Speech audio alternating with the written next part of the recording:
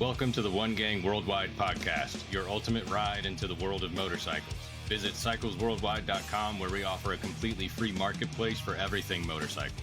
Join our One Gang community where you can connect, share info, and swap stories with riders from all over the world. Join for free at cyclesworldwide.com and be a part of the One Gang community right now. On today's episode of the One Gang Worldwide podcast, we're joined by Kevin Tynan, a senior automotive industry analyst whose expertise helps shape understanding of market dynamics and future trends. Kevin will share his perspective on the evolving automotive and motorcycle landscapes, including the rise of electric, changes in consumer behavior, and what these trends mean for motorcycle enthusiasts and manufacturers alike. So let's get ready to explore the road ahead with Kevin Tynan right here on the One Gang podcast.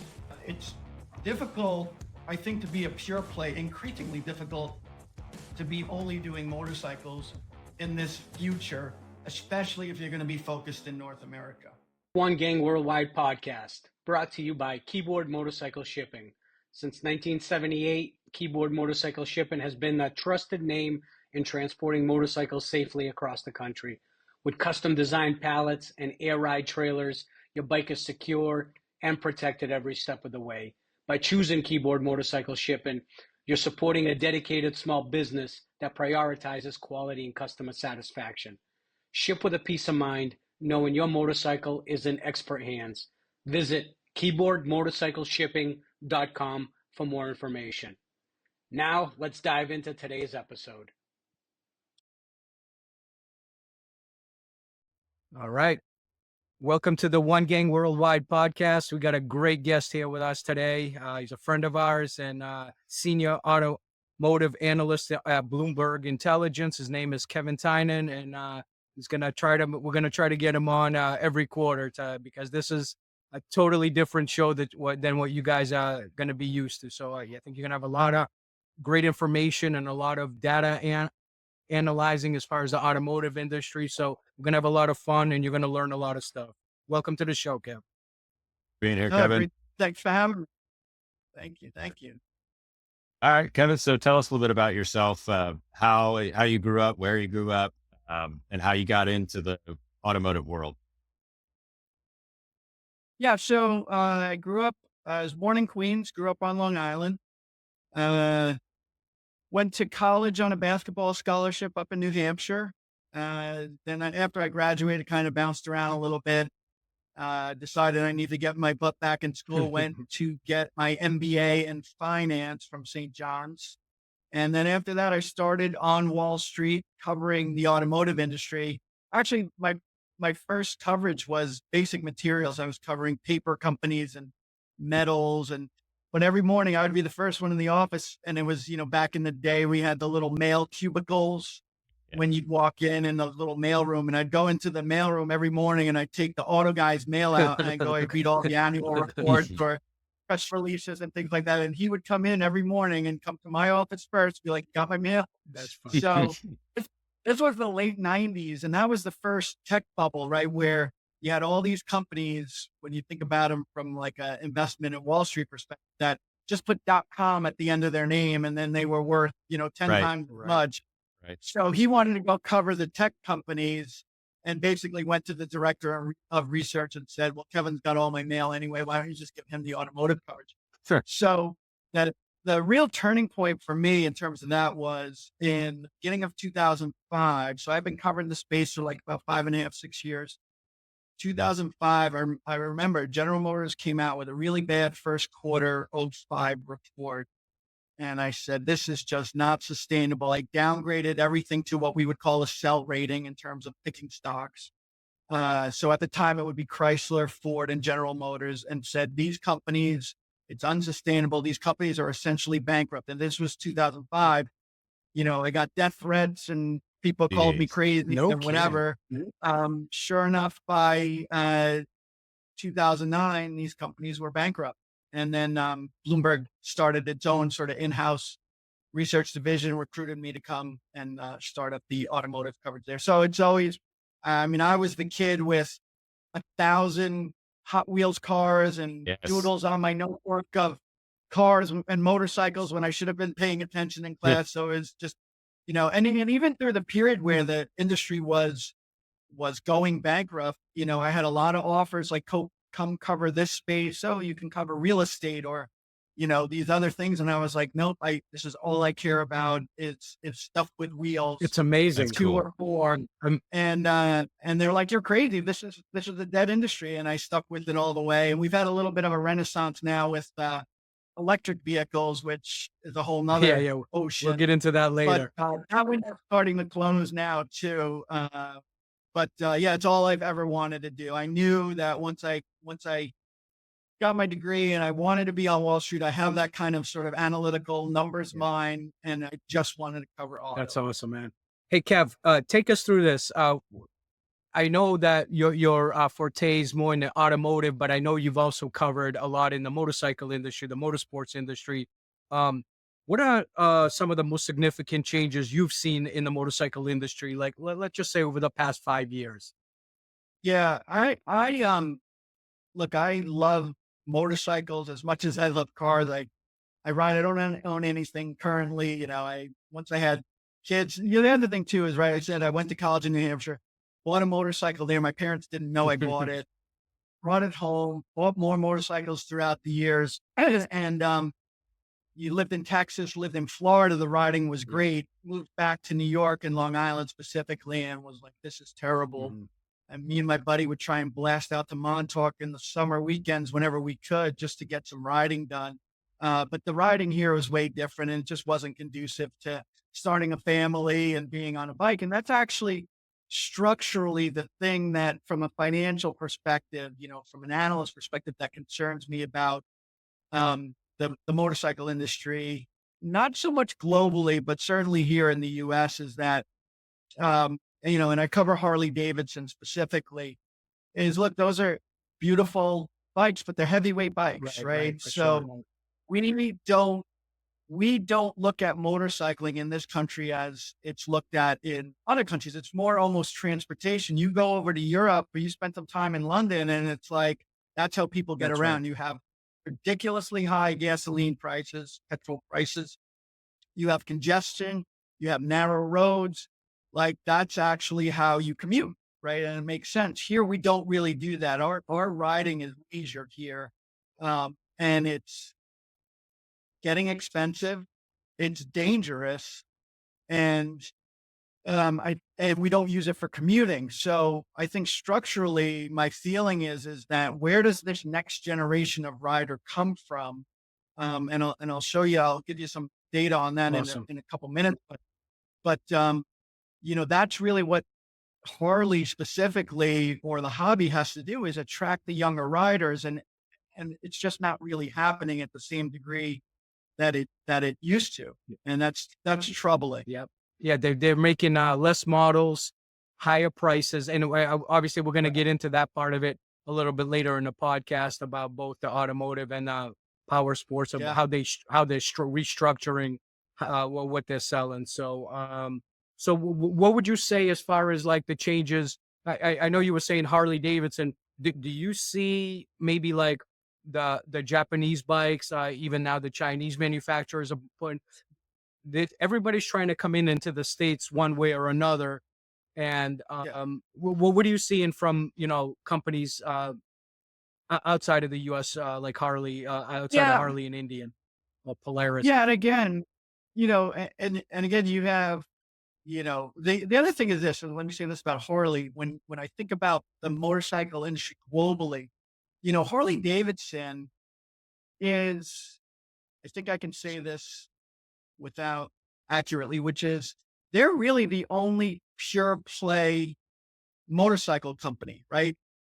That's the business. Now, I think off the top of my head, You're talking about like Polaris would they have different parts of the right? business? So they're doing water sports, and they're doing right. off-road vehicles. But you look at Honda, right? There's certainly the automotive part of the business, but I think I looked at it. You look at revenue by operating segment, right? And Harley's a motorcycle company, although they do financial services and there's apparel and licensing. And Right. so there's other units there where actual motorcycle sales are 70 some odd % of Harley Davidson's total revenue. The only one that's really close, I believe, is Yamaha. I have the chart. I can pull it up. And they're in like the 50, 60%. Everybody else, BMW does motorcycles. It's 2% of revenue globally. Honda, it's less than 20, so these companies are not really dependent on their motorcycle business units the way that Harley Davidson is. And I've thought for years that there might be an angle for some automaker to get involved with Harley Davidson, even if it's something from a fuel economy standards kind of creative brand to say, yeah, and I'll give you an example. And I'm not saying that this acquisition or this merger is going to happen, but if you look at somebody like Stellantis, which is the old Fiat Chrysler, which is the old Chrysler, the most of those, at least in the US, most of that revenue is from Jeep and Ram, which are only trucks. So when you have corporate average fuel economy known as CAFE in this country, you have a really hard time hitting those numbers because everything you build is a truck, right? And so now if you were to go and acquire something like Harley Davidson, which has, a corporate average fuel economy in the high 40s, 50 mile per gallon, you automatically bolt that on. I don't know if it's enough to move the needle exactly, but you see what I'm saying is that if you're doing 20, 30 mile per gallon trucks and you got to hit 46, then you come in with an with a motorcycle company that adds to your total corporate average fuel economy number. And look, at the end of the day, Harley Davidson is a profitable company. So I think that, like your example of Polaris is it's not dependent on Indian as much as Harley Davidson is on, and then you talk about the customer base for Harley Davidson, which is essentially, we started talking about it before that you go to a concert of the bands we grew up with and it's us just 40 years older. The same people, all the old burnouts still hanging out. And it's the same. And I was there 40 years ago. And I feel like that's the customer base for Harley Davidson. It's actually just moving right up along to the point where, I don't have a lot of cars or bikes to buy at my age anymore. And you're not really backfilling with the younger, generation saying like, oh, I got to go get my motorcycle license. And I think that's part of it is, again, because we don't commute with them. That's leisure and they're expensive, like you said, and we can talk about those numbers in a minute, but it's difficult, I think, to be a pure play, increasingly difficult to be only doing motorcycles in this future, especially if you're going to be focused in North America. Thank you. I'm curious, with the pandemic, how that impacted the industry and what you've seen and what you expect to be long-term impact and long-term changes that these companies have made adjustments to accommodate with difficulty of the pandemic. Yeah.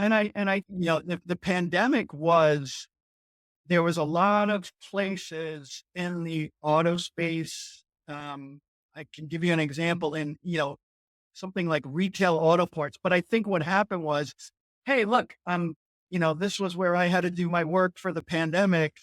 People were home, people had time, they had money, right? That you're not spending commuting. I think there was a lot of businesses, and I would argue that motorcycling here was probably one of them where there was this pandemic bump. It was huge. But I don't know that, I don't know that it was sustainable or that, this was just, hey, like I remember it was right after St. Patrick's Day, 2020. I remember we had a St. Patrick's Day party in the neighborhood, went to the office on Monday and they were like, everybody go home. And I remember them thinking like, oh, it's going to be 2 weeks, and then we'll probably do like a red team and a blue team, everybody alternates in the office so that we're not all here together around each other. And I'll never forget those first weeks of the pandemic. I didn't have my V12 Mercedes at the time, but I had the V8 version of it. And I live, just north of Princeton, New Jersey. And there's a nice winding road to get from my office to here, which is only like about 8 miles, but this really nice windy river road. And in the middle of the day, you'd go out on River Road and every guy in the neighborhood with his 911 or his Lamborghini or whatever cars that guys keep in this neighborhood were on River Road, flat up and down because cops are going to pull you over. There was no cops around. Right, everybody's got time. Everybody was cooped up in the house, working all morning, and it was like lunchtime. Go out on River Road and you run into it was like a drag strip, waving the guy. That's And funny. the cop pulls you over, you just toss into your hands for a couple seconds, and they move out. So River Road was just a drag strip, and I think there was a lot of that. Like this is then the example I give with retail auto parts is you think about your auto zones and advanced auto parts. That business makes money from the. There's two sides of the business: the do-it-yourselfer and what's called do-it-for-me. Those would be, hey, I'm going to go out in my garage, throw the car up in the air, and I'm going to wrench on it myself, or I'm just going to bring it to Ike's Camp Village down at the end of the block. The margin is in the do-it-yourselfer, right? So they charge me retail, which is crazy markup, but how much? With all the cars that I have and I work on in my household, and I have two 20-something year old sons. So I have 6 cars for 4 people around here, that get driven regularly. How much can I really spend? Maybe a brake job here, brake job there. I'm flushing fluids every other season. I'm doing oil changes. So how much am I really spending? Well, you go to, Mike's GM Village and that guy's trying to put cars up on the lift. It's like a restaurant, right? Get them up on the lift, get them down, get paid, get the next one up there, right? So DIY is where the margin is, but do it for me is where the growth and the sustainable revenue generation comes from. Right. So I think what happened during the pandemic was that, hey, we're sitting around here. I have I call it my knockaround truck, which, I drive in the winter, and it's this 2006 GMC Envoy with 250,000 miles on it, and it runs perfectly. And I remember I have a lift in the garage. I do all my own work and stuff, but I had to do the intake manifold gasket, and by the book, it's like a 10+ hour job, but it's $30 in part. It's just a rubber gasket thing. So I went out there at the end of the day, like 5 o'clock every day, and I just did like an hour's work. Right. 2 weeks later, the truck's good as new and it cost me $30. So I think you got that do-it-yourselfer bump, whether it's with auto parts and, people were like, oh, you know what? An oil change isn't that difficult. I can do this. Right. Now that we're back to actually traveling and working in the office, I think a lot of that pandemic bump, be it with, I can go out and ride my motorcycle, or I can blast my V12 up River Road, or I can go turn a wrench for an hour every day after work, is all gone now. Right. So a lot of businesses got this pandemic spike that has kind of gone away.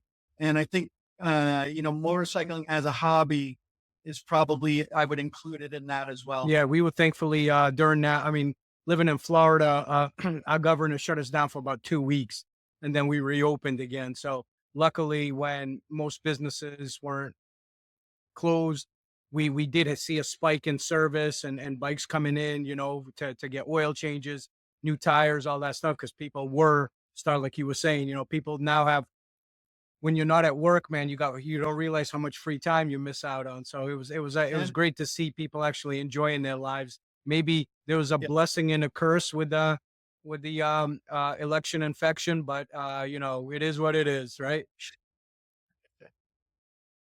Yeah. Hey, it's a funny thing. I mean, I kind of feel like, well, I live here, right? And I like to end one thing and start the next thing, right? Like I enjoy, even though I am, it might only be 8 miles in whatever I'm driving. I like that 10, 15 minutes that ends that thing, which was work, and starts, this thing, which is, my life. For sure. So, I as time went by, it became more and more difficult to just be in here and look, I got all the music, I got guitars, right. Whatever. But at some point it was like, and I don't want to live here and work. Can I ask you a question? This is going towards, now we were talking about the actual motorcycle industry. So the companies, what significant changes have you seen in consumer behavior in the industry since the pandemic? Like, well, what are you seeing That's because shit. I mean, things are getting more and more expensive. I don't even know how half of these people afford these Yeah. vehicles. And, and that's another thing, and maybe nuanced or a subtle difference. And I think it's across everything. And, and it's that, businesses, and whether this is supply chain driven, but businesses got out of a lot of the commodity products, right? And I don't mean just in motorcycling or automotive or anything. And the example I give when talking about the automotive industry is like, okay, let's say for argument's sake, there was a chip shortage, right? And I don't necessarily believe that to be true, but that's fine. But let's say for argument's sake, there's a finite amount of chips. If I'm an automaker or I'm a bike builder or I'm anything, where do I put the finite amount of chips that I have? I put them in my most expensive stuff, my most profitable stuff, right? And I think that the pandemic sort of let a lot of companies rationalize their cost structure that said, we don't need to run, and I'm thinking like, from a manufacturer's perspective, I don't need to run the production line 24/7 to cover my fixed costs and then figure out how to sell my output tomorrow, usually by throwing money at it, by lowering prices or incentives or leasing deals or however you can clear out the retail channel. You go, hey, you know what? Uh, if I build half the stuff and charge twice as much, I come out ahead, right? My carrying costs, my transportation costs, my cost of goods. So I think that not just the motorcycling industry, which is certainly what Harley Davidson has done. I looked at, looking at the financials, as I track the number of bikes versus revenue from that segment, it's, going up and up and up. That was a $15,000 revenue per unit segment for them. Now it's 22. Wow. Right. So if you think about it, and the example I always give is this from the automaker's perspective, but it kind of talks to what I'm saying about Harley Davidson and motorcycling in general. Same dynamic is that. So in 2016, in new vehicle automotive in the US, best year ever, 2016, which was 17.5 million new vehicles sold. But the average transaction price was $35,000. So when you multiply those two together, you can think about a revenue pool of roughly $610 billion. Now in 2023, the year we just finished, 15.4 million units. So 2.1 million, 2.1 million units fewer. Right. 2.1 million units That's a lot. is a lot. A lot. That's a lot. But average transaction price was $48,000. So Wow. when you multiply that out, the revenue pool is about $140 billion larger for selling 2.1 million fewer vehicles. So the gross margin goes up.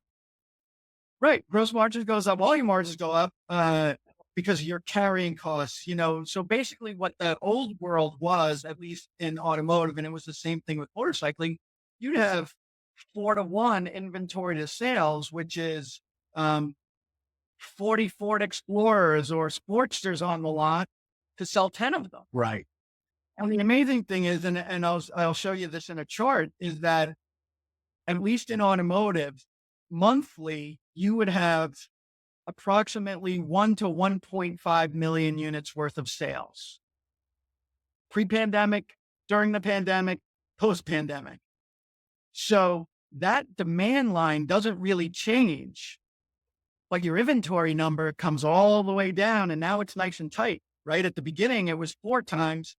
It's back up to about 2 times, and at the bottom, it was like less than 1. And we had, in the auto space, we would have 800,000 units on the ground to sell 1 million, right. which is not sustainable, obviously, but, gone are the days of having 4 times as much stuff as what you're actually going to be able to sell.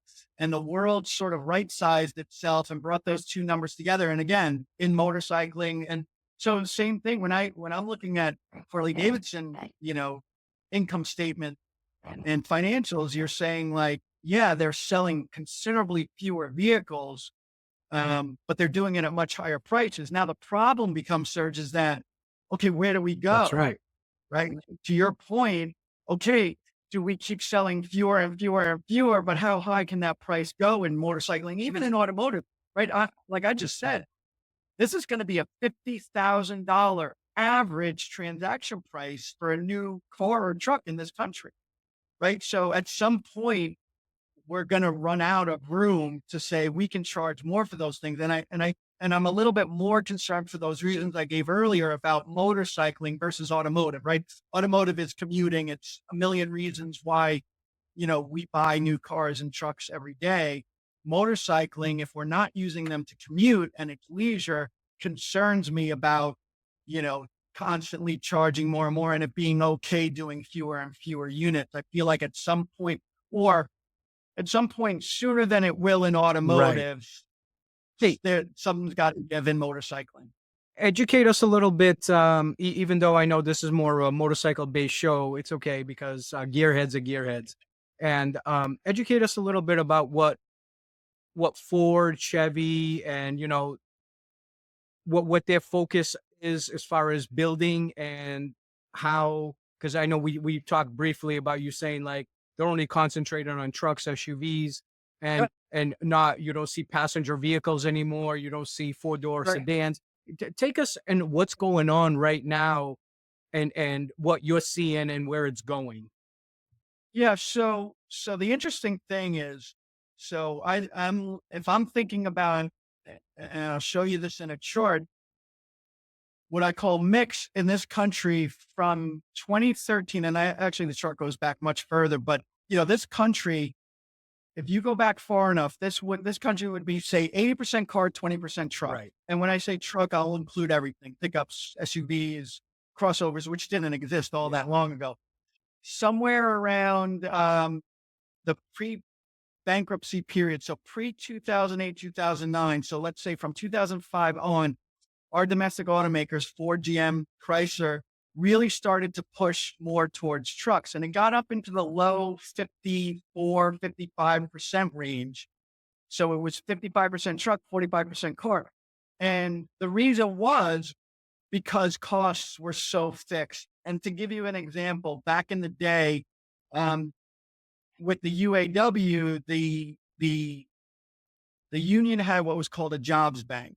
So if GM wants to, or Ford, or the Chrysler brands want to idle a plant, they wouldn't necessarily fire UAW workers or couldn't fire UAWs. They go into the job bank where you get re-educated, you can relocate, change out, whatever.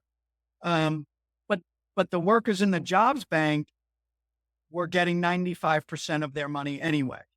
So whether you have them on the line or in the bank, they're getting 95. Well, they're getting 100% on the line. They're getting 95 in the bank. So what the automakers did was, well, we have to pay healthcare and pension, and we got to cover fixed costs. Put those people on the line, let them build something, and then we'll figure out how to sell it tomorrow, right? Or just generating cash flow or covering costs. And that's the way the world was. So in that period up to the bankruptcy, that was the push. Then if you remember 2008 or so, we got like $4 gasoline kind of like out of nowhere, right? All of a sudden. And I remember these days, my sons were little. They were, 7, 8 years old. And we would go to Little League games, and everybody knows me in the neighborhood as the car guy. And they would be like, hey, I got this Suburban that's costing me $120 to fill up every week. What should I get? And at the time you say, well, you could do this, that, or the other thing. So as the automakers are trying to push towards trucks, the economy, the macro economy really sort of hamstrung them, and it just collapsed back. Yeah. Through the bankruptcy period, operating income starts to come back. And now we get to 2013, we're 50-50 still. And you can see in the chart, man, it's a straight shot from 2013 to now. So 50% in 2013, December of 2023 was 82% truck, which was the highest it's ever been. Now there's accounting reasons why December is always the most truck intense month, because as a business, you can put it in service before the end of the year and take a full year of depreciation on it. So you usually get a little bit more, but it's been 80% consistently. So December was 82%. So that's been the focus of earnings and profit driving of that mix shift to truck from car. And people go, yeah, but what if gas spikes again? I go, what do they go back to? Ford has one car left, Mustang. That's it.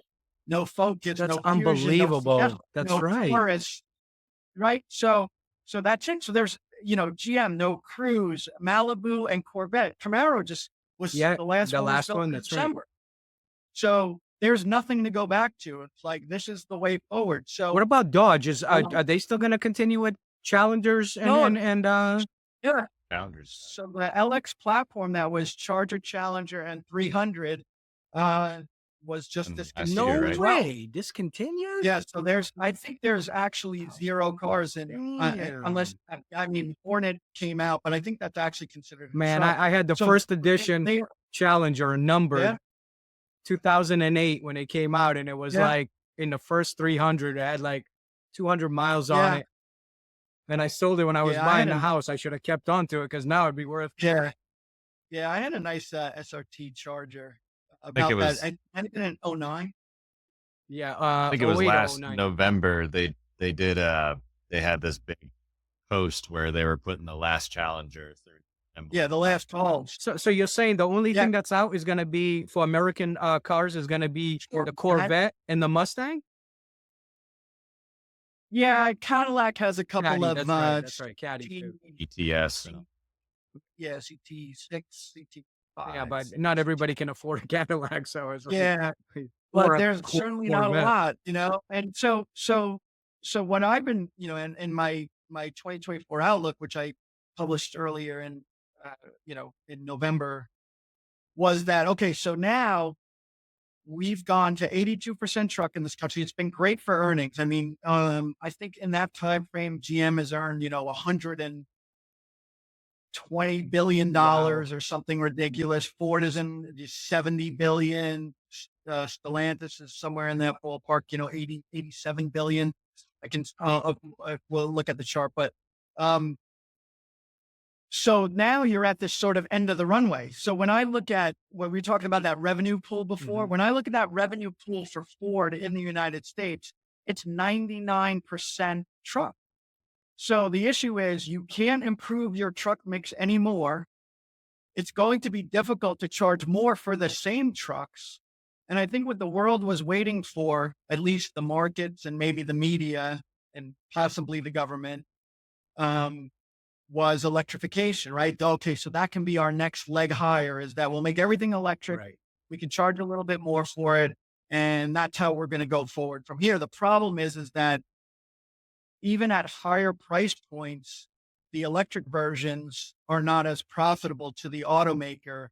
And this is a Harley Davidson issue too with Livewire, right? Yeah. Is that, you try and go electric and then you're trying to get people to pay the premium. And even if they do, it's actually less profitable than the internal combustion product that you have.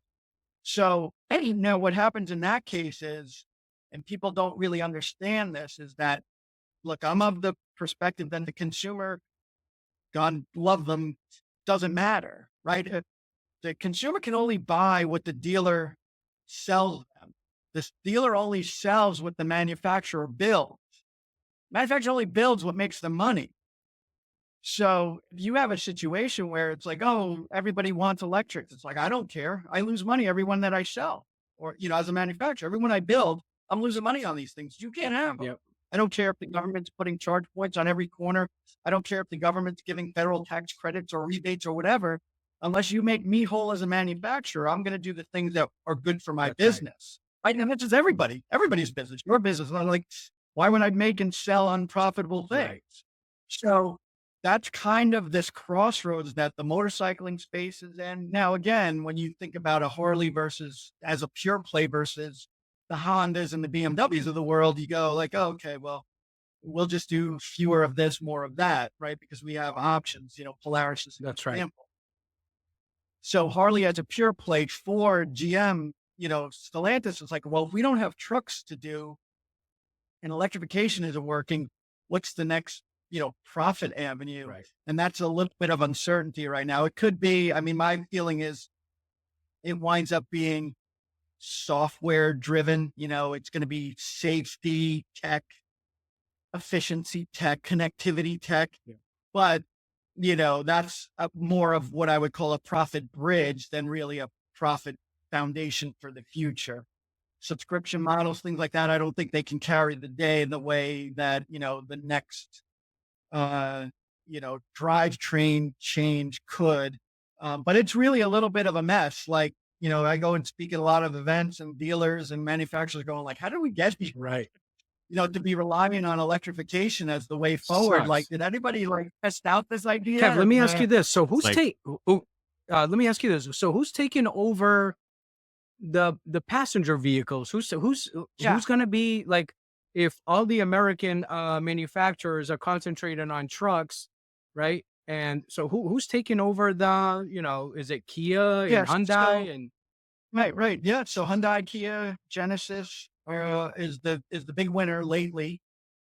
But I think, when you think about Toyota, and you can apply this to the motorcycling segment as well, right? Honda, Yamaha, Kawasaki, Suzuki, right? They're gonna have, just like Toyota, Honda, Hyundai, Kia, Nissan will sell what I would call entry and move up vehicles, right? Civic, Corolla, Sentra.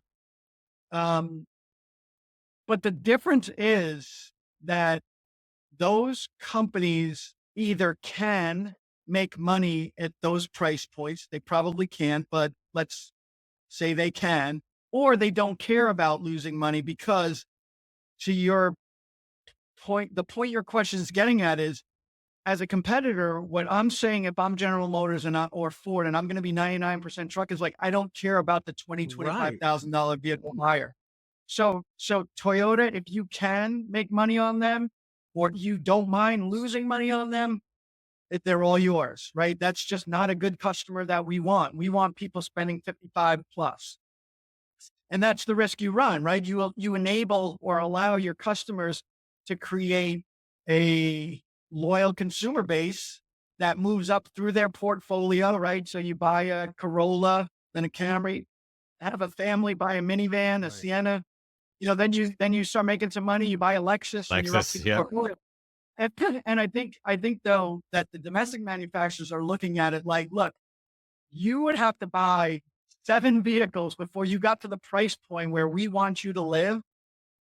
And there's no guarantee that we keep you in the portfolio for 7 purchases. Makes sense. So why would I lose money on those 7 purchases just with the hope of somewhere in the future, you're going to be a profitable customer for us? That makes And sense.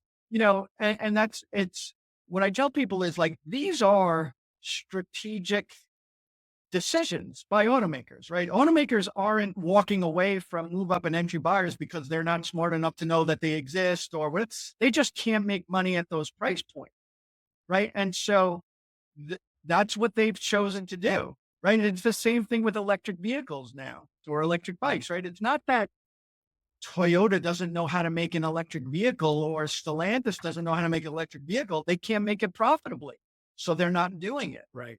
So you can't ever, in a million years, you would never convince me that Tesla has anything to teach Toyota about manufacturing new vehicles, right? That's just not this planet. But Toyota is saying like, well, I don't make money there. And if this is really about climate and we're going to consider shovel in the ground to disposal of the battery, is this really that much better? And maybe it's incrementally better, but we probably need other options too. Plug-in hybrids, gasoline hybrid, internal combustion, and what I tell people is, this is why we don't all drive minivans or 2-seater sports cars, right? We need optionality. We need something works for you, doesn't work for me, doesn't work for my neighbor, right? And that's why, the idea of technological drivetrain singularity of like, oh, nope, it's got to be electric. Future's electric. It's like, well, maybe that doesn't work. Right. It doesn't work for automakers on profitability. It doesn't work for me who loves to road trip, 10-hour drive, bring it on. For sure. Right. I hate flying, so I'd rather much drive. Yeah, so I think that we're kind of at this place, which is like, everybody knows here's our decisions, right? We're making decisions about the future. They're not from an uneducated place or from a place of ignorance. Automakers know they're turning away from those entry and move up buyers. they know they're turning away from electrification, which, the media wants to convince everybody that it's the answer to climate change, which is whether it is or bullshit. it isn't. Right. So I'm not saying right. Like, I don't know. I just don't know. No, it is. Maybe It's is, maybe bullshit. it isn't. So we can't power up. There's not enough. There's not enough. I mean, it's like if you Well, just peel Elon has common it, sense right? back, man, you can answer every question you want, but it's Right, hard. right. It's Like, hard to fight when you got. I think it's like, well, we probably need more information on this anyway, at best. So these decisions are being made from a point of strategy, right? This is what we're deciding to do. So that's the risk that the domestic manufacturers run, is like, you know what? Go ahead, win the $20,000 college grad. We don't have anything for I them, know, and we dude. know it. And That's we're the thing. It's like they're paying less, right? So you're coming out, you're making less money. The cost of living is so expensive to buy a car. I don't even know how these people get into these. I mean, that's the crazy part, right? Because I had a shop, I buy and sell bikes and do all this stuff, right? And how many times I've talked to people and I make them an offer, a true wholesale offer to buy the bike off them because dude, they are so upside down in these things. They owe more than the bike is worth, and it's like, yeah. and it's all. I mean, I don't know how people do it, Well, man. They get themselves in bad behavior. situations. Yeah, consumer behavior is a whole nother animal in terms of, if you make money available, people are going to borrow it right. and spend it most likely on something they can't afford, man. right? And what happens is you get in this cycle of being upside down, and then it's a little bit different now, but we're not that far removed from cheap and very easy money, right? It all blew up in 08, 09, global financial crisis, but that was the genesis of it, which was, hey, I'm upside down in this vehicle and I don't want it anymore. And it's like, hey, don't worry about it. We'll take your upside downness and we'll put it in your next loan. Now you're upside down. I know. Right. And then it got to the point where, oh, you know what? We'll extend the term. So now Right. it's 84 months. 84 and months. It's like, yeah. So now you got to own this. Right. So now you own a Toyota Mhm. Corolla base model for $75,000. So congratulations. Have a great day. And don't forget the first oil change is on us. Yeah. And that's what happens, is that, interest rates were very low, and more importantly than it just interest rates being low, money was easy. Right. So it was like, hey, you got a cosigner, you got, right. Look at what that, I mean, that's how the housing market blew up. Like, Exactly. hey, if you can fog a mirror with 4 of your friends, we'll give you, $400,000 mortgage when you make $40,000 a year. And it was like, the consumer's not going to go, no, Right. this is not a sound financial decision by me. It's like, yeah, give me the house. So, we're certainly not anywhere near that yet, but you're right, Serge. Like, what it does is it takes affordability out of the market, where the manufacturers are going, look, I can't make money anywhere but $55,000. $55,000, let me just put that in context, is like, that's where GM as a parent is. And that includes Chevrolet and GMC and Cadillac and Buick. Wasn't that long ago where $55,000 was the average transaction price of Mercedes and BMW. Right. Remember, there was a period where they wanted to move down market and they had like $29,000 CLAs or GLAs, and the really entry, and they've actually gone back. So now when you look at, and I can show you in the chart, when you look at average transaction price of Mercedes and BMW, they're like well up into the 70s. They're like 75 now, and GM is 55. And you're like, well, that used to be a Mercedes, 55. Yep. So that's one place where the consumer actually does lose out, is that affordability is going away. And I don't think that most automakers or bike builders care. It's like, this is where I need to be to make money. And I'm not going to be around very long if I'm not making money. And what you're seeing too is you're seeing people holding on to their vehicles, their motorcycles a lot longer, right? So, but here's the catch-22 here, right? So what's happening? You got, especially, I'm going to talk from the motorcycle industry because I can understand it, right? Yeah. Because that's where I come from. So Harley Davidson stopped selling parts to local shops. They passed a law that you cannot, if you do, you're fired, the whole 9 yards, right? So they will not sell OEM parts to the local shops because it's competition. So what's happening is now you got the 1% businesses, the parts businesses buying up all the parts, right? So then you've got, let's say, 5,000 to 10,000 shops across the US, and I'm speaking for the US only, fighting for the same tires, for the same voltage regulator, for the same set of handlebars. Granted, now they've caught up, but Yeah. but I mean, it's like, I mean, everything was meant to be like, okay, let's take control, let's set our own prices, and we'll train them to pay up, and the little guys are going to wash away. The ones that can survive. Yep. And if you can't survive, well, it was nice knowing you. So that's Yeah. the beauty and the beast of the business, man. So Now, and looking at it, and I am not an economist, but putting an economist hat on, what an economist might say, is that yes, there's certainly an inflationary component going on, but that means you're making more money, or but everything's going up, right? So everything's going up together. So yes, you're paying more for gasoline and you're paying more for parts, but you should be making more money as well. Should be. But I don't always know that that's exactly it's not true. it's not true, because then you have to base it off of what people can afford, how you can do it. Obviously the Harley prices are a lot different. So, their labor rates are astronomical compared to most local shops. Obviously most local shops, their labor rates went up, as did the parts. So when you break it all down, it all averages out to the same shit anyway. I mean, you're only going up enough to cover to what you were making prior. So, I mean, that's what's happening. Hang on, it's Marshall Stack is real. This one's the fridge. Ah, that's cool. I'm gonna have a nice. It's Friday. Is it 5 o'clock yet? So talking about the number 55, talking about electric vehicles, funny, make a point and then ask a question. Ford just didn't really have a choice with the light. Yeah. If you have a name like Lightning, you pretty much have to go electric, I think. But it's interesting too to think that the Lightning, the base price is 55, right? And I wonder, do you know anything about the margin? What is that, like a loss leader essentially for Ford? Yeah, It's got to be, right? Well, and if you look at it, so Lightning's an interesting story, right? So I track transaction prices by nameplate for the automakers, and Lightning at its peak was $85,000 average. So to put that in context, the regular 150 would probably be 65. So you got a $20,000 premium on the Lightning. And I also get to test drive stuff, Nice.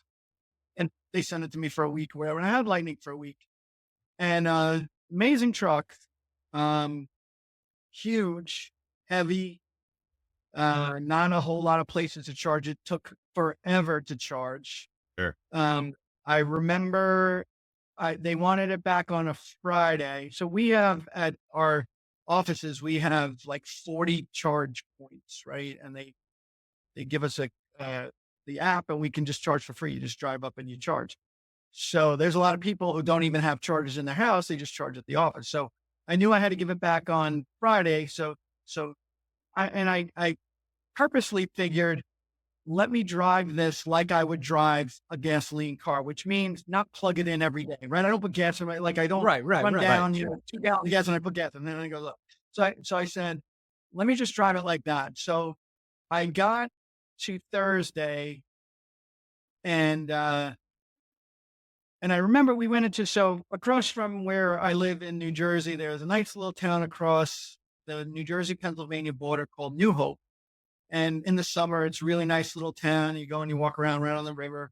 And so my wife and I went in to do some walking around and some shopping, and then we took the Lightning. First of all, nowhere to drive it, nowhere to park it. I mean, it's huge. And then, you can pull up on the map charging points, right? So Electrify America will have all its charging stations on there. Nothing in New Hope at all. Nothing in anywhere near where we could park and go walk around downtown. So I was like, okay, no big deal. But I figured like, hey, if we're going to be walking around for 3 hours, let me throw 3 hours of charge on it. Right. So, um, so Thursday comes and let's say I have 115 miles of range on it. And I get to the office, let's say it's 6 a.m. and I pull up and I plug in. And now we get like a 4-hour window. And I like to I can do it from the app, and I like to go back out there and re-up, seeing that it restarted. So I go through, I leave the office around 5. So I'm in the office 11 hours, and I've added 75 miles of range. I went from I went from 115 to 190. And I actually called my Ford delivery people and was like, I'm sorry, you're coming to get this thing tomorrow, but it's not going to be full. Right. I said, I can leave it here overnight and give it like another, 12 12 hours miles. or something, and they were like, no, we just have to drive it, 40 miles up 206, and it's not a big deal. We'll put it on, one of the little recharges up here or whatever. It's like, okay, I just wanted to double check, which is sort of why I laugh to myself, is like, my daily driver's a V12 Mercedes, and I can pull into, and in New Jersey, we can't pump our own gas, right? It's just Really? It's Yeah, still old school where somebody comes down and pumps it? Wow. So I've timed it, right? Like I can go from, quarter of a tank, and, so maybe that's, I don't know, for maybe 80 miles of range. I can go from 80 to 400 miles of range in 3 minutes in in New Jersey with them pumping my gas. Like I've actually timed. And I feel like, everybody goes, oh, I never have to go to the gas station. I'm like, it's not that big of a deal, right? It's 3 minutes. Like they never did and then, before. But I also feel like now I got to plug this thing and unplug it every day. And my wife's going to rather plug it and unplug it. And I'm like, over the course of the 3 weeks it takes me to get gas once every 3 weeks, how many times am I going to plug and unplug this thing? Like, it can't be easier. Right. To just say like, oh, quarter of a tank, let me pull in 3 minutes. Good. See you next month. Like, Yeah. Hey guys, the show will be back in 1 minute right after a word from our sponsor. Hey, One Gang, tired of feeling like your butt's taking more of a beating than your bike on those long rides? Introducing Butt Buffer, the ultimate solution to saddle soreness. No ifs, ands, or buts about it. These cushions are made from medical-grade viscoelastic polymer, scientifically crafted to eliminate pressure points and keep your circulation flowing. No more numb nuts or numb butts. And here's the best part. Butt Buffer cushions are made right here in the U.S. for the last 30 years. From Harleys to Hondas, we've got a cushion to fit your ride perfectly. Plus, with styles ranging from sleek pebble polymer to luxurious sheepskin, there's a Butt Buffer for every rider's style. Get your Butt Buffer today at buttbuffer.com.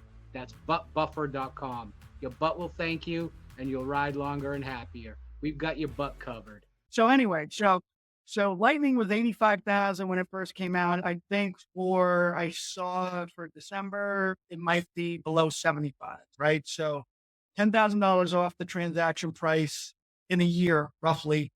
And they probably were close to, let's call it maybe break even on Lightning at 85, but probably not. And here's why I say that now that I think of it.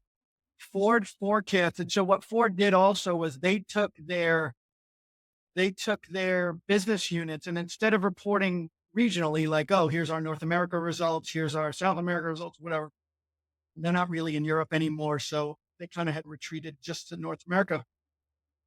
But they changed that, and they said, we're going to call Ford Model E as our electric business unit. We're going to call Ford Blue our traditional internal combustion business, and we're going to call Ford Pro our commercial business, right? Like work trucks, work vans, and things like that. So they forecasted for Ford Model E, the EV division, a loss of $4.5 billion for this year. So if that's only your electric stuff, you're not making money on anything. Right. So 85, 75, like, right. You're not making money on it.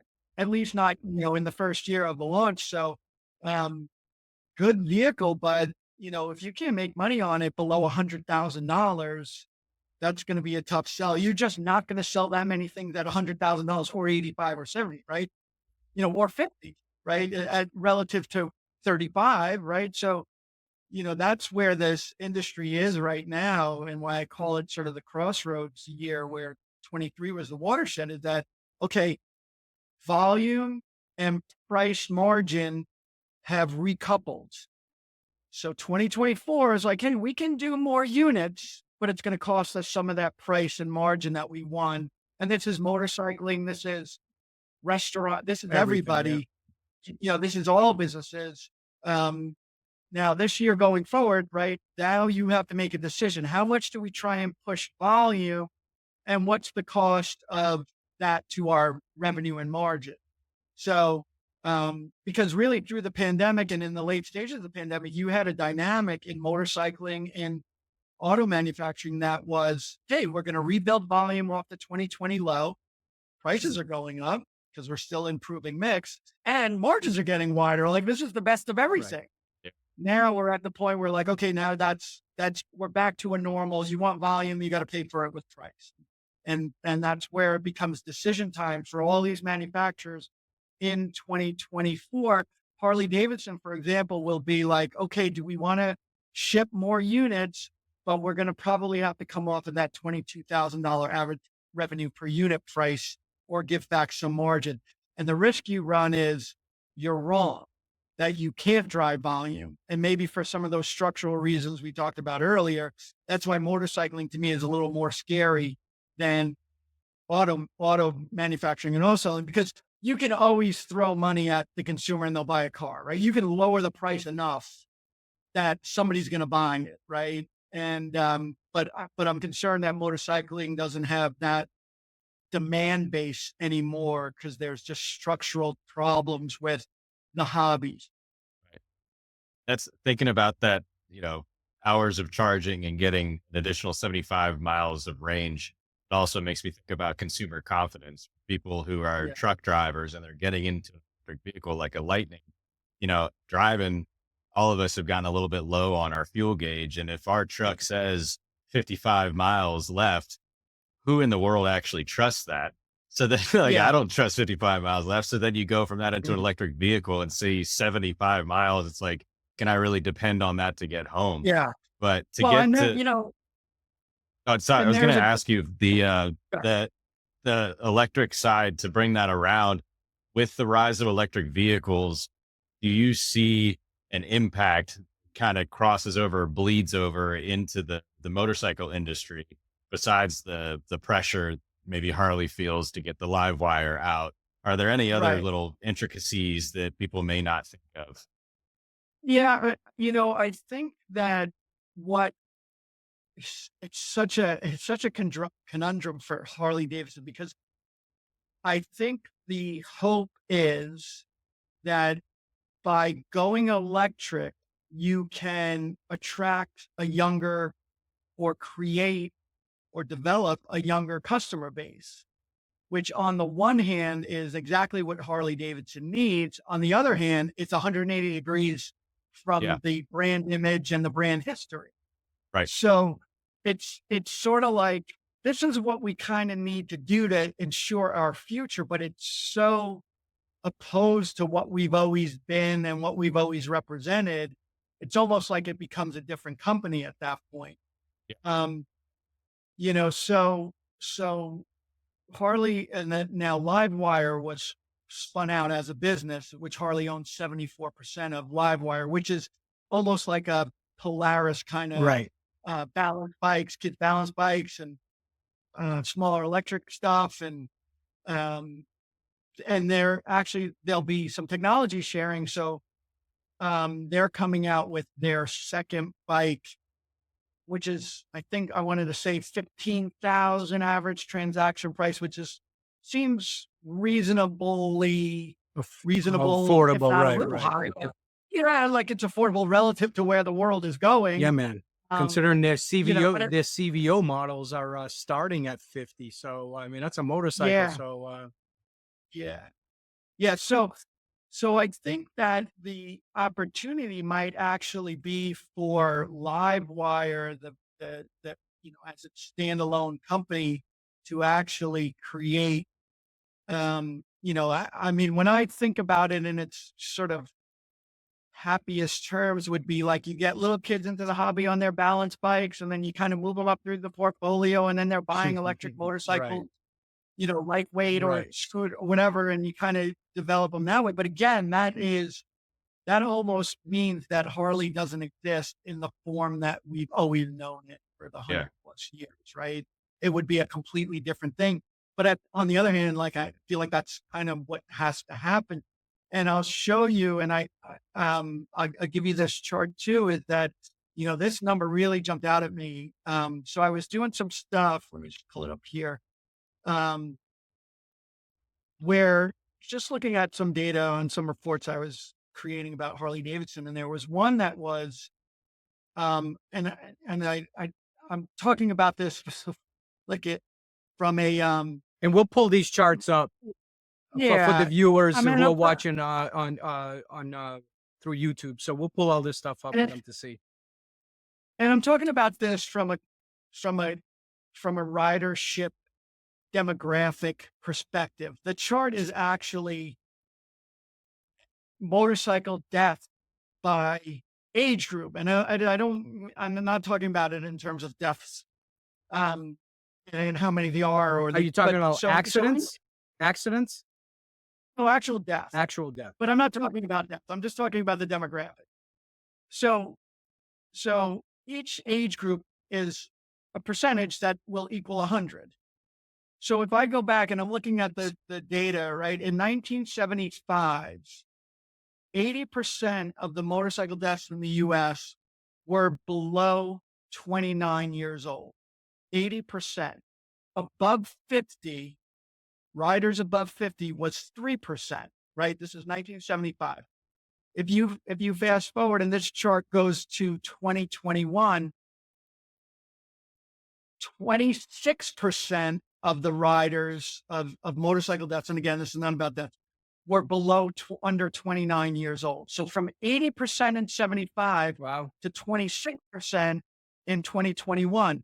The over 50 that was 3% in 1975 in 2021 was 35%.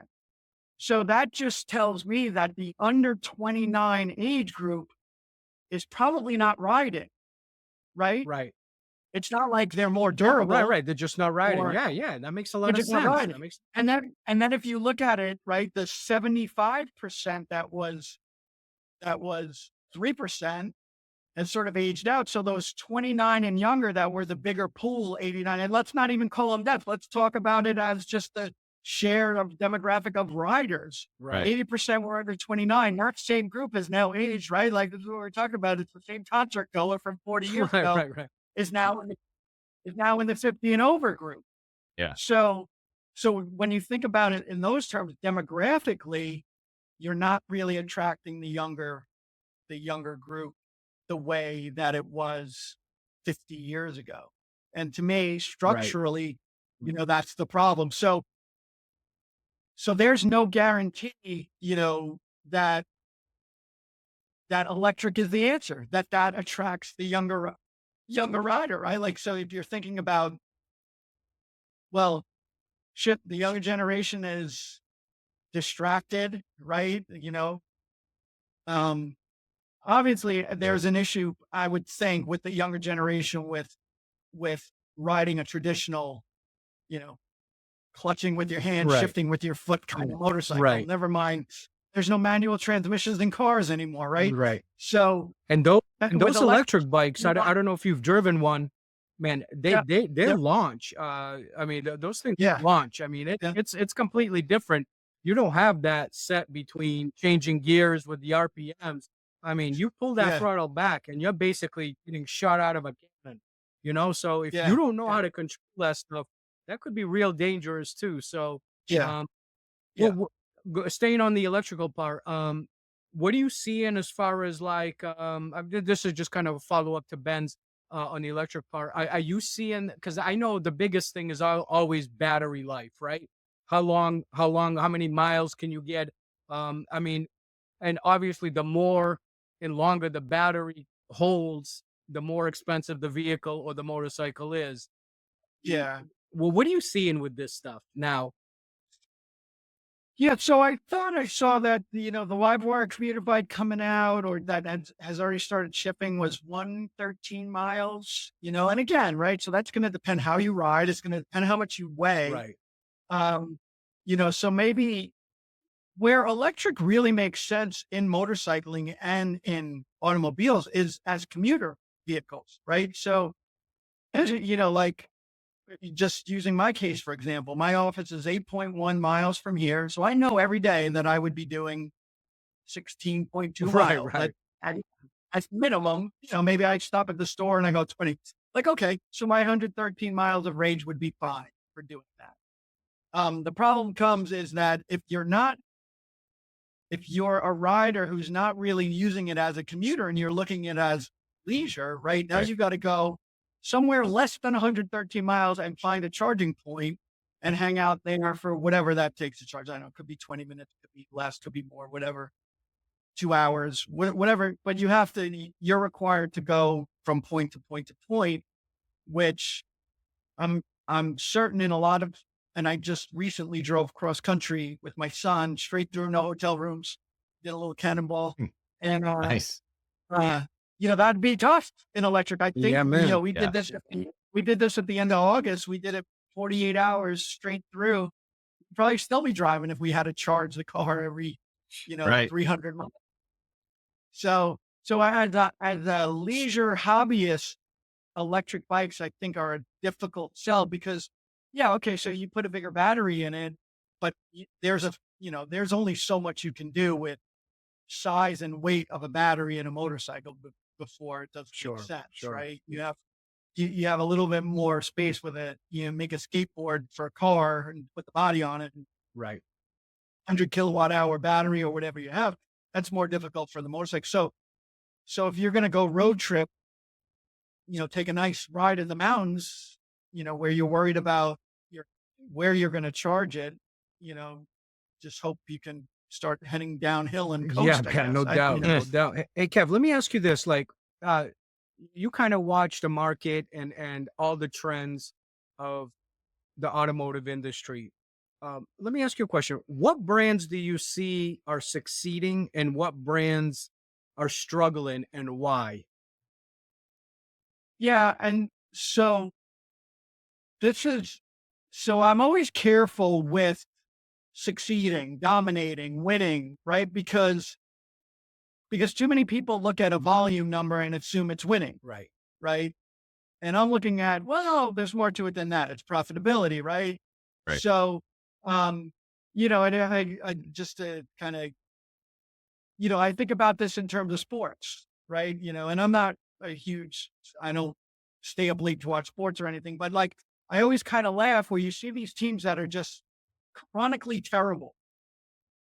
And you're like, why don't they do something about this? And my answer to my friends who ask this is like, because they're probably profitable because they're not paying anybody anything, right? They Wow. get enough people in the stands and the owner goes, this is great.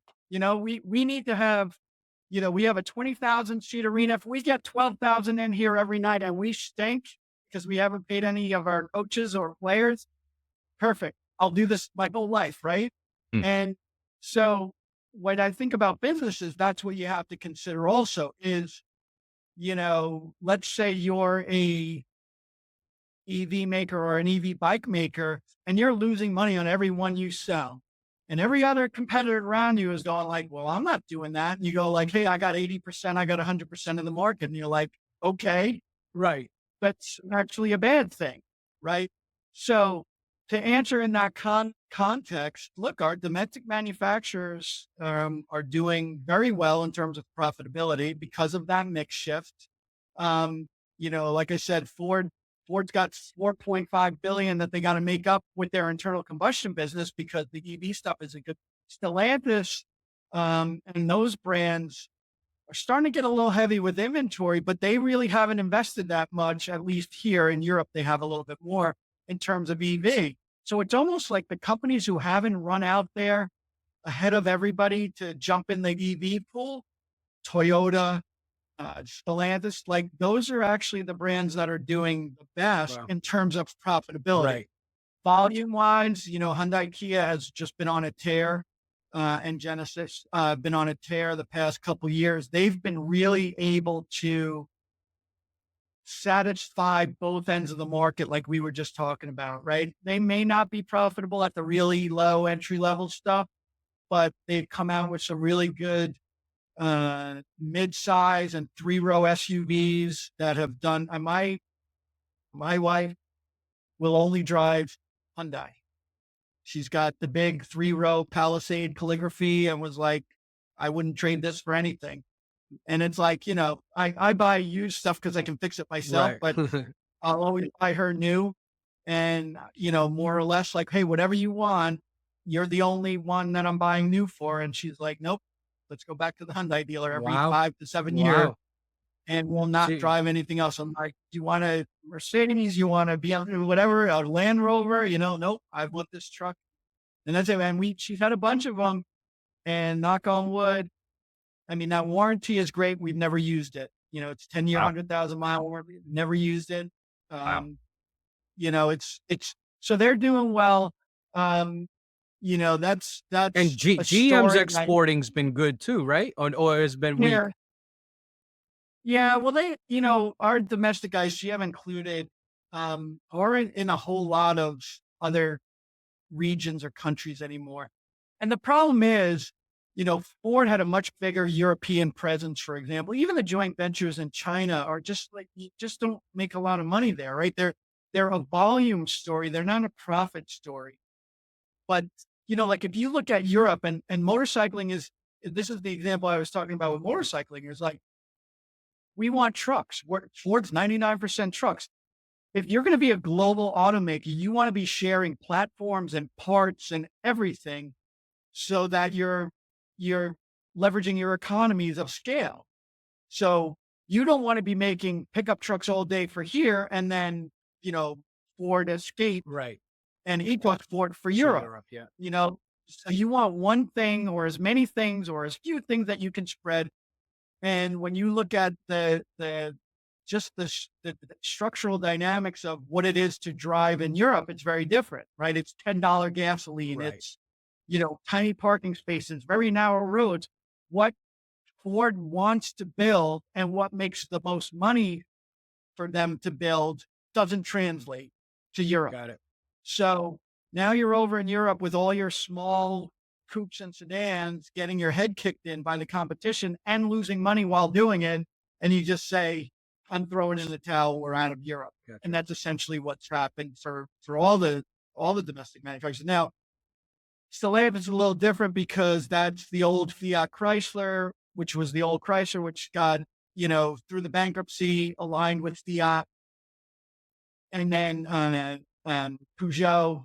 So there's a big European component there, but none of that, it's here, it's Alfa Romeo, Fiat, Maserati, so they're very little presence here at all. That manufacturer is Jeep and Ram, period. Even the Dodge stuff, now that there's no LX platform, is Durango. Chrysler, I mean, what is it anymore? It's maybe the Pacifica minivan, but that's all Jeep and Ram. That's 100%. And of the I business. read something that Hyundai now got into the work truck area. They're gonna start building the vans, right? The like Sprinter type vans and trucks and so on.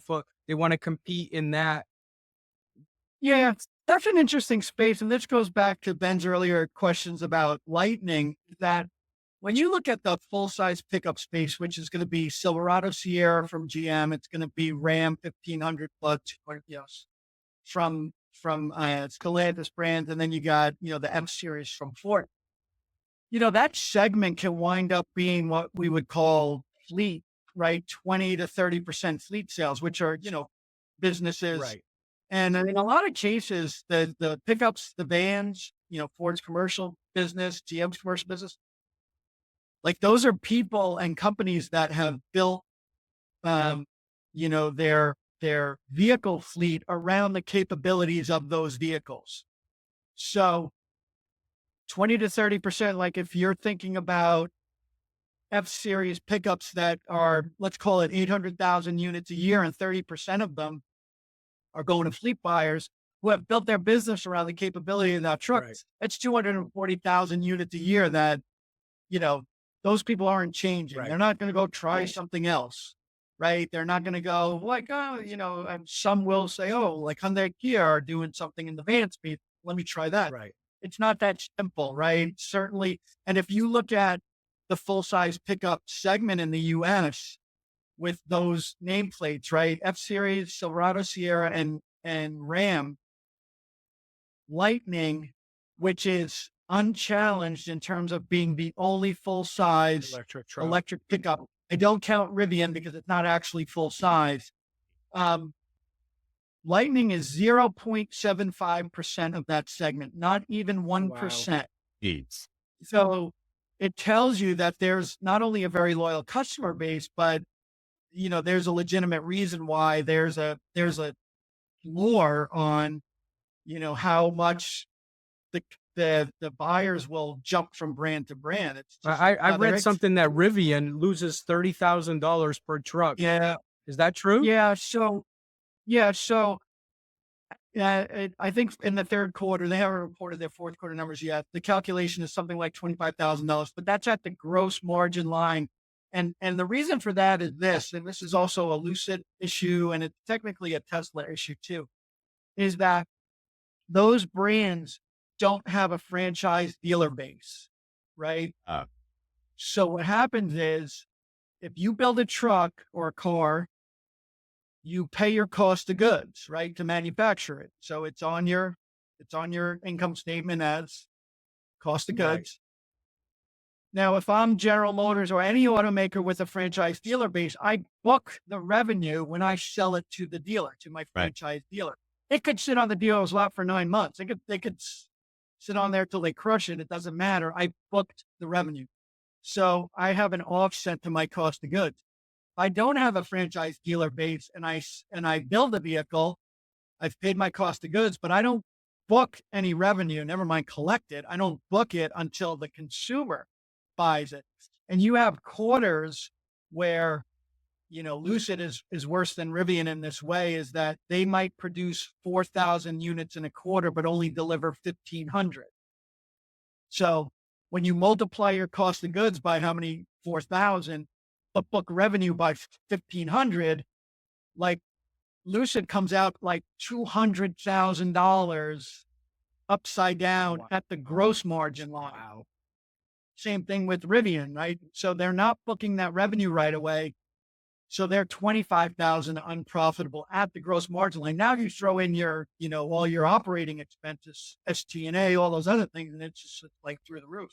So I think that where Tesla has been okay in not having a franchise dealer base is that they've made sure that they deliver what they produce. Now, in the past past 6 out of 7 quarters or somewhere in that range, they haven't.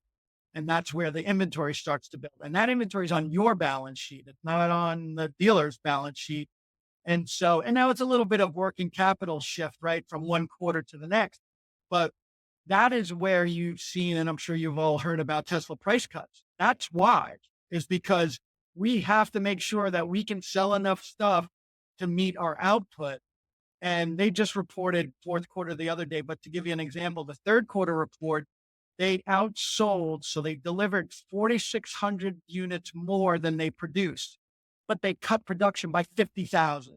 So they were lowering prices, and then it was like, this isn't really working, just cut production. And now they're like, okay, we got there. Because, if I'm thinking about it as an analyst, I don't even know what your gross margin is going to be from quarter to quarter, because I don't know what you're going to be able to deliver, right?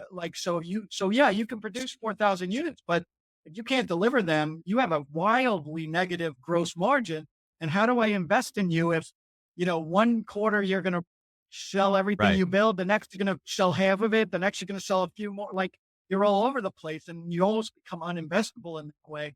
So those companies, I would say, are probably kicking themselves for not going to the franchise dealer network and saying like, hey, can you distribute our vehicles? Right. I was just out at CES in Vegas, beginning of January, and met with 50 Fisker is another pure play EV automaker, and he's done a bunch of ventures over the years. Came from BMW way back, and and that was the question I asked about direct sales. Are you caught up in this direct sales idea? And he said, no, we're going to go to the dealer base. And I think, from that perspective, people will always ask, well, what about little Chinese EV automakers coming into this country? And it's like, well, if they do, the only way they're getting there is through the distribution channel that already exists.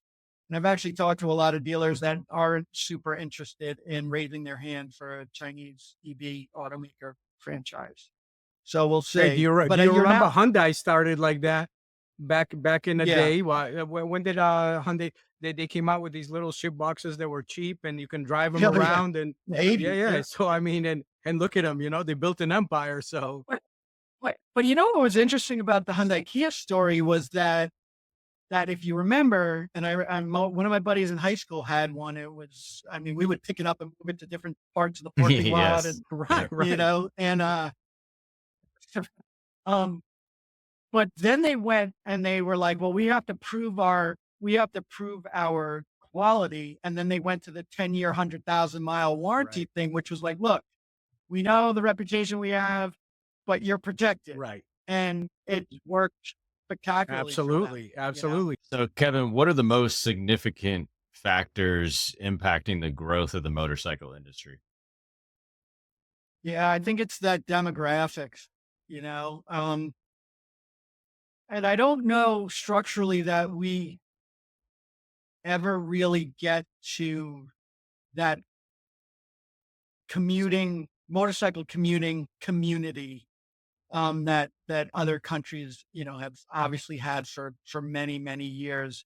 So I think it stays hobbyist here, which is not a bad thing, but it's an expensive hobby, right? And I think that the younger generations are probably more into the experience and the travel, seems like to me. And I have, like I said, my sons are in their 20s. I have a niece who just turned 30, and it's like,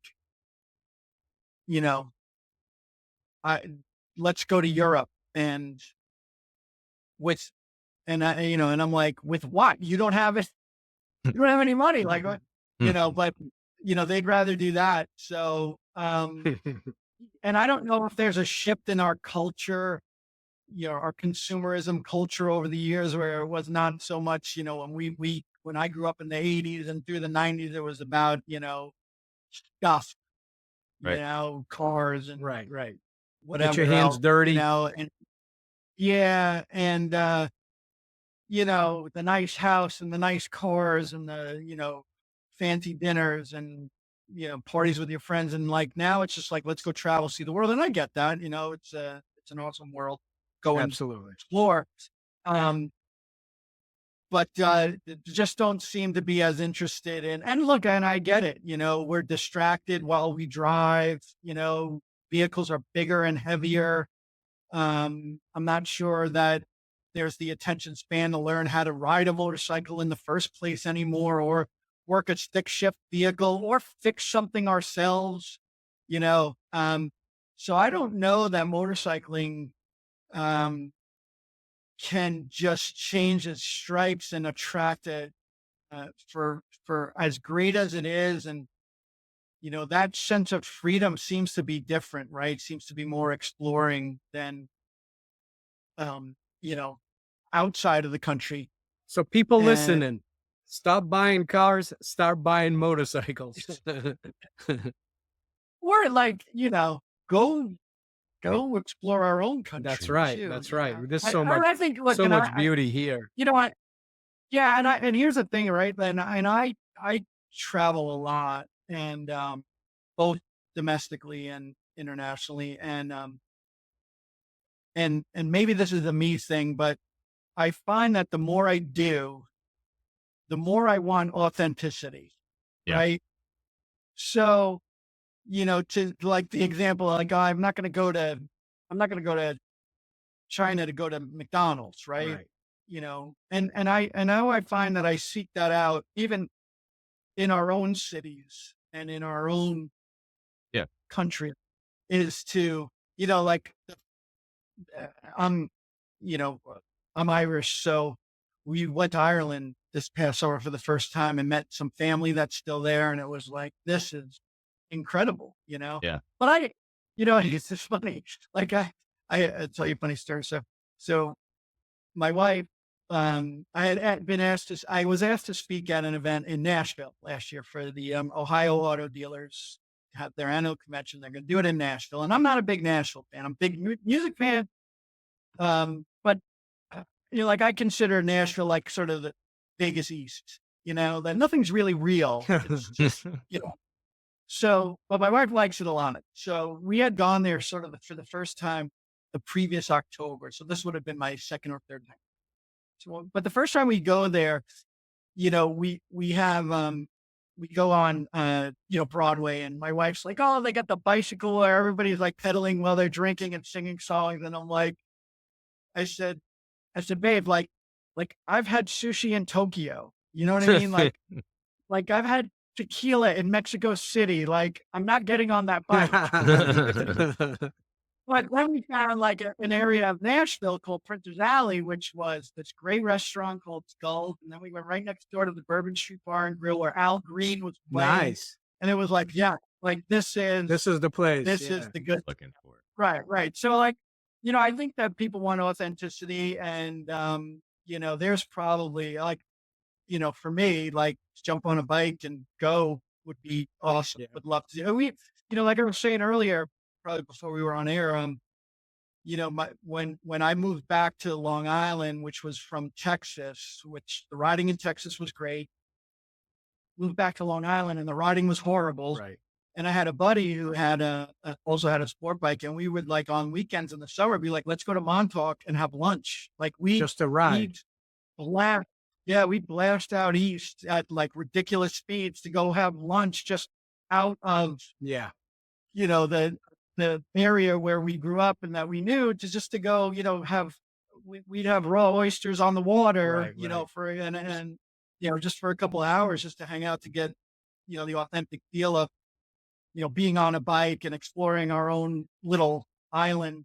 And so I think it's still out there. I'm just not sure that the industry is ever going to get back to that feeling, that level of motorcycle penetration that, 50 years ago, that, and it's difficult for me too, because like I'm in New Jersey, New York, I'm in this area that's so dense and busy, and people potholes, are right. Yeah. I mean, it's bad. It's bad everywhere, but there are some places around that you can definitely get away. Yeah.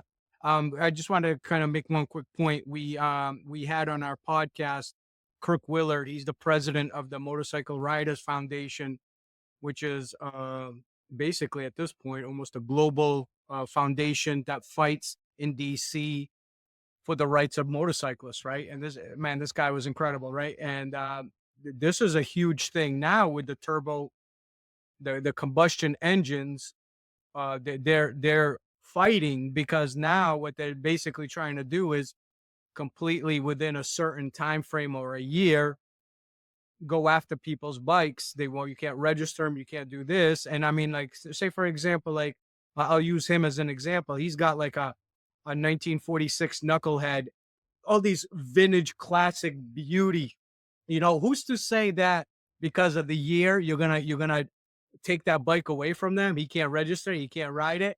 So it was amazing to hear the battles that he and all these they're all volunteers basically all over the US. I think there's like 600,000 or 500,000 registered. And what they're battling through with this, because now they're going after the motorcyclists, right? So they want those big old diesel trucks off the road, right? Because of pollution and all the shit that's going on. But like, why are you going after this if the bike has been registered and it runs and it passes inspection? Why are you going for, it's like, it just doesn't make no sense. It's just political bullshit.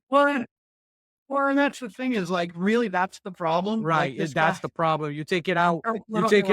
Once or twice a weekend for a 30-mile ride, and that's going to destroy.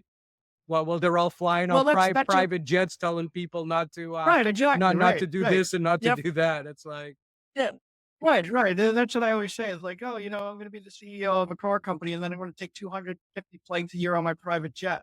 And like, I know. we're going to talk about how, EVs are saving the world. Meanwhile, like, you know, we're mining materials in, in places and using it's just, and that's, I always look like, let's talk about the entire process, like from shovel in the ground to disposal of the battery, because I think too many, whether it's media or people individually or politically, focus on tailpipe versus no tailpipe, right? Like that's not the whole process, right?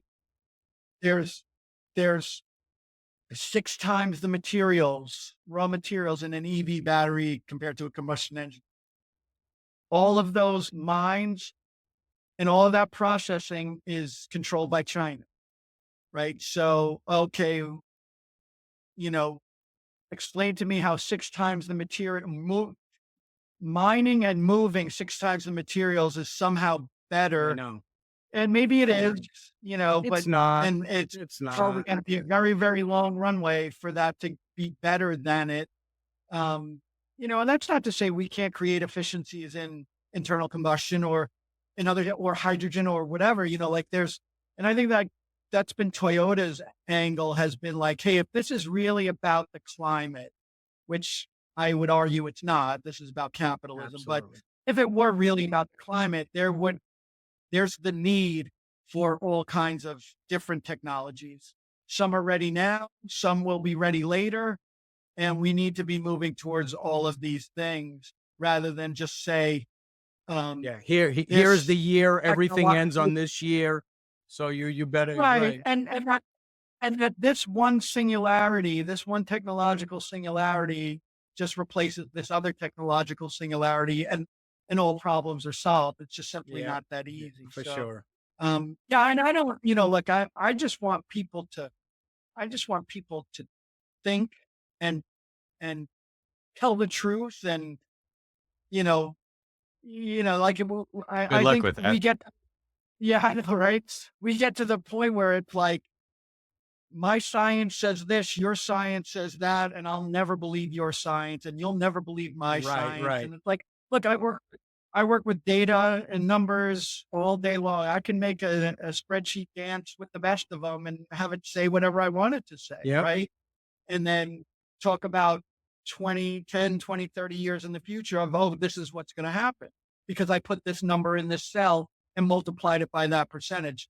And then then I don't want to hear it. That's it. That's, that's the math and that's the, I know. It's crazy. So, it's crazy. Yeah. That's what we're going to save. We're going to save this for another show because we're going to talk about that shit later. Right now, we just needed that analytics part of it. So stay tuned. It'll be rated R. All right, Kevin, we're going to get into the speed round, man. You ready? Kev, since you were a rider, we're gonna, even though we know you're more of a gearhead, but you're a gearhead with both. So we are gonna stick with the motorcycle speed round questions. Let's do it. Best motorcycle ever built, in your opinion? Oh God, well, my scope is limited, but I was always a sport bike guy, and all right. So let me go this way, and this is not very speedy, I know.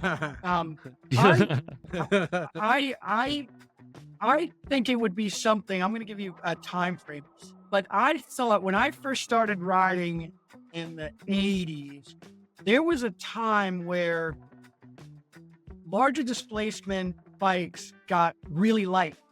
Like I'm thinking like Honda CBR, and I'm a sport bike guy, but like Honda CBR 900 all of a sudden weighed considerably less than like the first 500 that I had, so somewhere in that period there, and maybe that was late 80s, early 90s, where bikes got really light and increasingly powerful. And they were just, like you didn't have to put it down at a red light. You just see people leaning over at red lights. Like you could actually handle the bikes.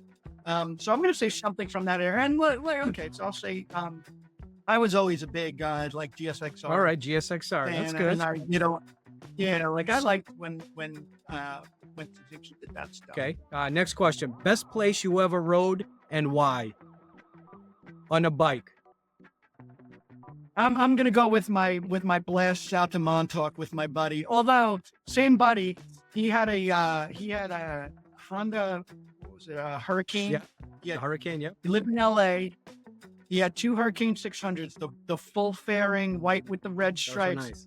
And I went out to visit him, and he's like he's a little guy, you know, kind of 5'4" and light, and he could toss a bike around, and we would just do clover leaves in that I mean, just for hours. And he was just going here and all the way around. That's funny. So that was really good. Same guy was the guy that I would blast out to Montauk with.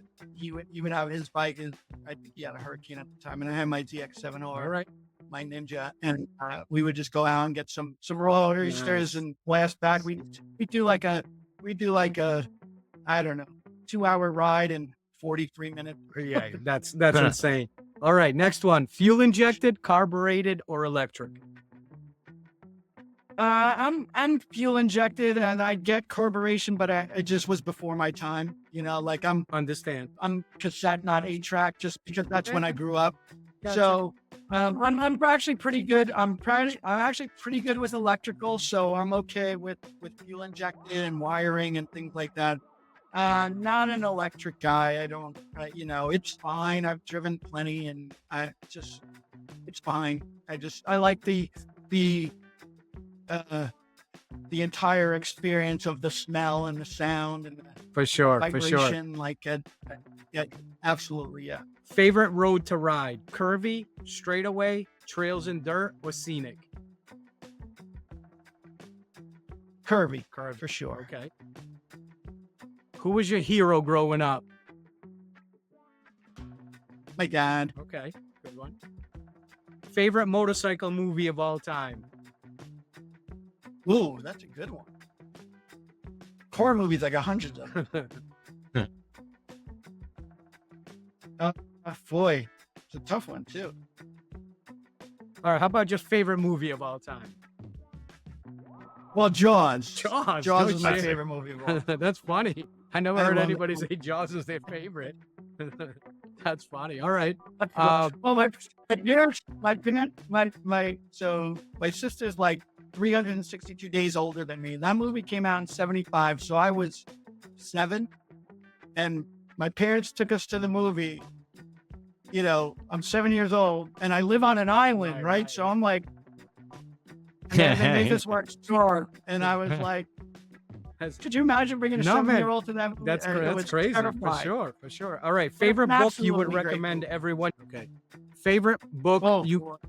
So let me preface this with, I read 62 books last year, 55 the year before. So I'm like, You're a reader. my reading goal for this year is 60. Well, which one would you 65. recommend? I'm already 7 books. Which book would you recommend that everybody should read? Everybody should read. Probably the Bible. But Yeah, that's cool. That's good. no, let me give you something better. You know what I loved? God, I loved so many things. So this is the year of Shakespeare, if that helps. Okay. I loved so many things. But you know what I love? You know what my favorite book of all time is? I think I have one. So Clive Barker, who is like sort of a horror guy, wrote a book called Imagica. And it's this great fantasy. It's like 1,100 page book. And it's just about all these worlds and dimensions. And the fifth is split off from the rest. And they got to reconcile. It's just incredibly Great book. written, just beautiful language. All right. Really great book. So I'm going to take Clive Barker on Magic. Okay. Your go-to alcoholic beverage? I'm a beer guy. Miller High Life. Miller High Life. Okay. All right, cool. Last meal ever, what would it be? Rolls. Wow. My wife makes unbelievable meatloaf, so it would be my wife's meatloaf. Nice. Brownie points. Good job. If you could meet someone past or present to have dinner with, who would it be? You're not going to believe this, but Carly Simon. Carly Simon. Okay, that's good. So Carly Simon, you know, Simon and Schuster, the publishers, like that was her father, who she grew up in that whole world of And I think she's beautiful and a great singer. So Okay, good one. Carly Simon. Good one. If you were stranded on a desert island, what is the one music album you would have? You know what I'm going to say for all it? Usually I like, how about this one? Meatloaf's Bat Out of Hell. Really? Man, I didn't Alright. think you were going that way. I learned that, and I'm like, Alice Cooper, Iron Maiden, Van Halen, all that. But that album, song for song, is All right, cool, it's man. perfect. Cool. All right, good one. If you could swap lives with a cartoon character for a day, who would it be and why? Probably Superman. Good one. Is that a cartoon character or is he a comic? Yeah, that's good. Yeah, I think flying would be awesome. Just kicking people's ass anywhere you go. You're like, And just flying everywhere. Just be like, oh, I got to be over there. And just, all right, good one. You have to go to the airport. I have to. Right, I for just sure. fly. Hey, what's the most unusual talent you possess that nobody or just a few people know about? Man, I try and make sure everybody knows all my talents at all times, but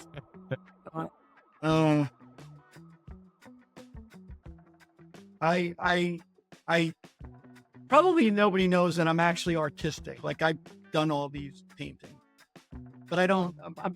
It's not like there's paint inside me that has to come out. But I'm like a doodler, and Nice. but I don't ever sit down and create art. It was just like I needed the walls covered. So So you did your Mhm. magic. So I- That's cool, I man. did it. All right, last one. If you could make a rule for a day and everyone had to follow it, what would it be? Tell the truth. Good one. Tell the truth. Tell Yeah. the truth. Yep. Well, you just made the 2 minutes, so Sweet. perfect, man. You win a trip anywhere around the world, as long as it's not out of New Jersey. I can fly there. Yeah. So, thank you, Kev. Thank you so much for taking the time to come on and talk to us about this. This is a totally different subject that we normally don't really talk about enough. I think it's important for people, motorcyclists, and anybody who's listening to the show to understand the consumer side of the world and where it's going. So it was definitely an amazing education for me personally. I'll speak for myself. So thank you so much for doing this. It's been an honor to meet you and have you on our show. Lots of great insight. That was really interesting. Thanks, Kevin. Yeah, thanks, guys. All right, buddy. Appreciate you, man. Be good. Have a healthy See you new soon. year, and we will see you soon. Absolutely. Anytime. Have a great weekend.